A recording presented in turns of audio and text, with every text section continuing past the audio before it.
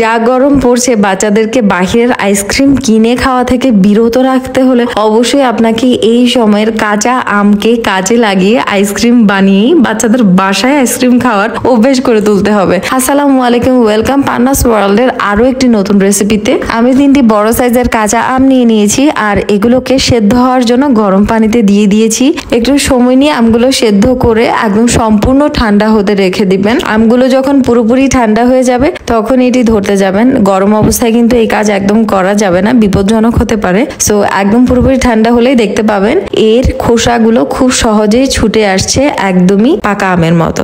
আমি সবগুলো আমের খোসা ছাড়িয়ে নিয়ে আমগুলো থেকে সকল প্রকার নির্যাস একদম চেপে চুপে বের করে নিচ্ছি। সেই জন্য বলেছিলাম যে এই আমগুলো ঠান্ডা হওয়া পর্যন্ত আপনার ওয়েট করতে হবে। যদি আপনি গরম অবস্থায় এই কাজ করতে যান তাহলে বেশিরভাগ আমের যে নির্যাস সেগুলো তো নিতেই পারবেন না, উল্টো হাতে কিন্তু ক্ষত হওয়ার সম্ভাবনা থাকবে। সবটুকু আমের নির্যাস একদমই বের করে নিতে হবে যেন সামান্যতম অপচয় না হয়, এই বিষয়টাও খেয়াল রাখতে হবে। 3টি আমের সকল নির্যাস চেপে নেওয়ার পর এগুলোকে আমি নিয়ে নিব একটা ব্লেন্ডার জারের মধ্যে।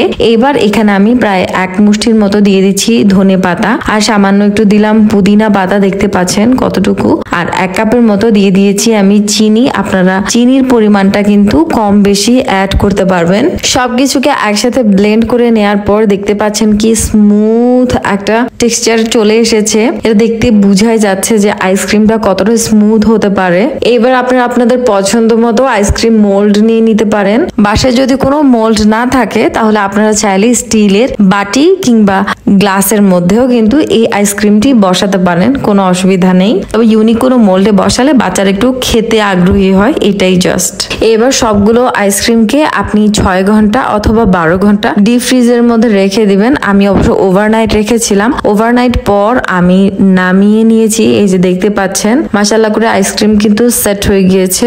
আপনারা চাইলে পানিতে 30 সেকেন্ডের জন্য ডিপ করে নিয়েও আবার এটা খুলতে পারেন, বাট আমি সেটা করিনি। আমি জাস্ট হাতে একটু ঘষে নিয়েছি আর সাথে সাথেই খুলে গিয়েছে আইসক্রিমের মোল্ড থেকে আইসক্রিমগুলো দেখতে যেমন অসাধারণ হয়েছে, খেতেও কিন্তু বেশ মজাদার ছিল।